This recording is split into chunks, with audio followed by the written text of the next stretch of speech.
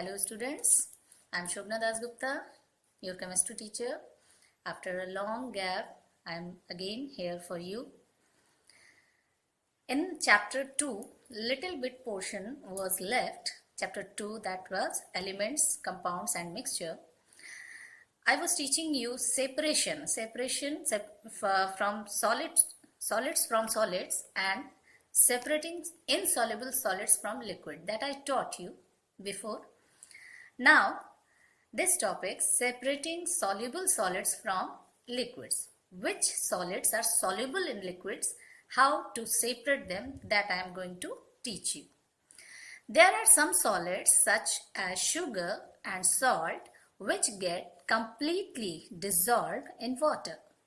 When a solid completely dissolves in a liquid, it forms a mixture called solution.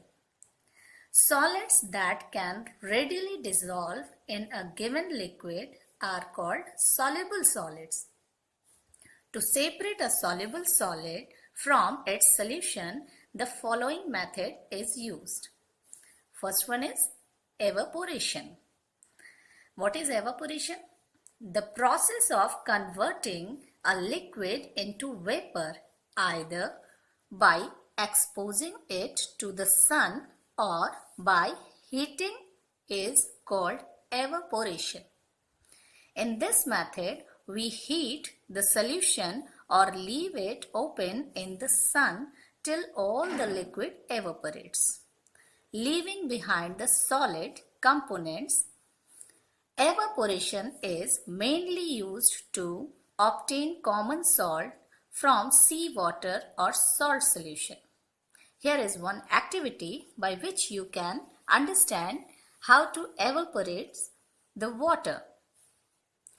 Aim to separate common salt from a solution of common salt and water through evaporation. Material required: solution of common salt in water, a china dish, wire gauze, a tripod stand and a Bunsen burner. Procedure: place the china dish containing the solution of common salt and water on the wire gauze placed over a tripod stand, as here it is shown. This is a wire gauze and one china dish in which what is there? That salty water.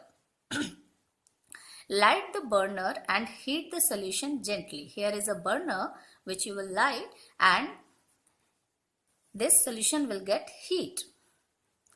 What you will observe? What is in observation? You will observe that as the solution gets heated, the amount of solution begins to reduce, indicating that the water in the solution is evaporating.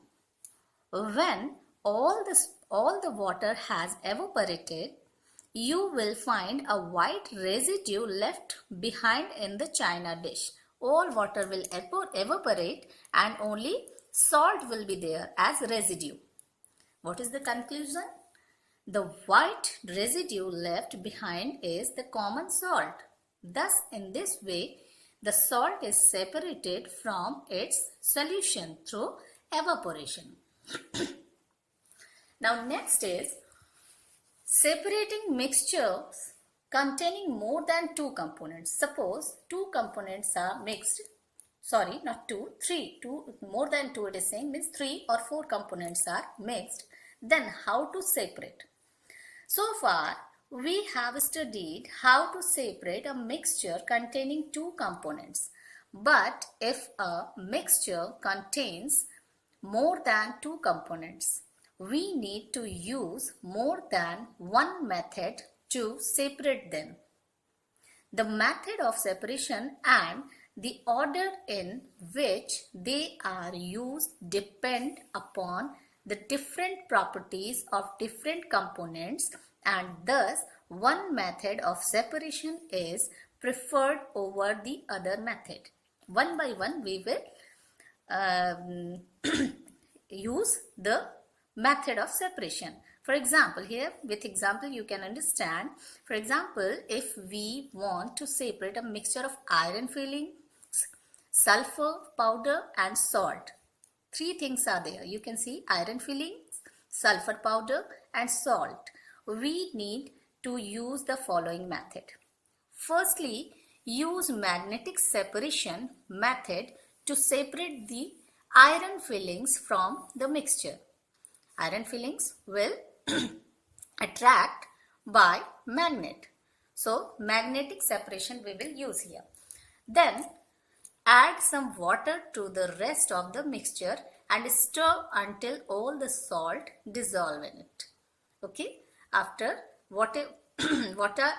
which compounds are there? Which? Sulfur powder and salt. In this mixture, add some water. Then use filtration to remove the sulfur powder from the mixture. Filtration is another method.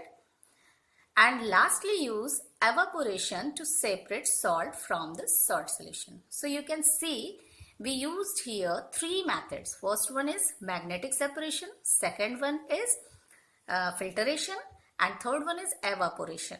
Three methods we used to separate salt from the mixture of iron fillings, sulfur powder and salt. Understood, students? Now, practical demonstration of some separation techniques. Purification of water. Okay, this one you can see that practical demonstration, which water we use to drink, how to purify. That you can see in this figure. Water obtained from natural sources such as rivers, lakes and seas may contain germs and other undesirable impurities. These impurities have to be removed to make water potable. Water is purified in water treatment plants and made fit for drinking by using various separation techniques. So these techniques you can see in this figure. Water intake, then filtration, then sedimentation tank, then aeration, then chlorination, and lastly storage in tank, and after that to home. So here one by one it is given. Removal of suspended impurities. First one is sedimentation. In sedimentation you study water is collected in a big tank and is allowed to stand for some time so that most of the suspended impurities settle at the bottom. Settling at the bottom is called sedimentation. That you know, you studied previously. Now next one is loading. About loading. Chemicals such as alum or lime that bind themselves to the suspended particles are added into the water. This increases the speed of sedimentation and helps settle the particles at the bottom. Okay, speed for increasing the speed of sedimentation, we use loading. Some chemicals are there such as alum and lime. After that, filtration. The water after sedimentation is filtered by passing it through beds of sand, charcoal and gravel. This enables to separate the fine suspended impurities which are left behind after the process of sedimentation. About filtration also you studied. You know very well what is filtration. After that, destruction of harmful germs. Water obtained from rivers and lakes may also contain harmful germs. They are destroyed by, first one is aeration. Air is passed under pressure from the bottom into the reservoir containing filtered water. Oxygen in the air oxidizes the organic matter and kills the germs. This process is known as aeration. And after that, chlorination. Chemicals such as liquid chlorine or bleaching powder are added to the filtered water to kill the remaining germs and harmful bacteria. This process is called chlorination. And third one is ozonation. Ultraviolet radiation and ozonation, or a combination of both, are the modern methods used to kill germs. In ozonation, ozone gas is used in place of chlorine to kill germs.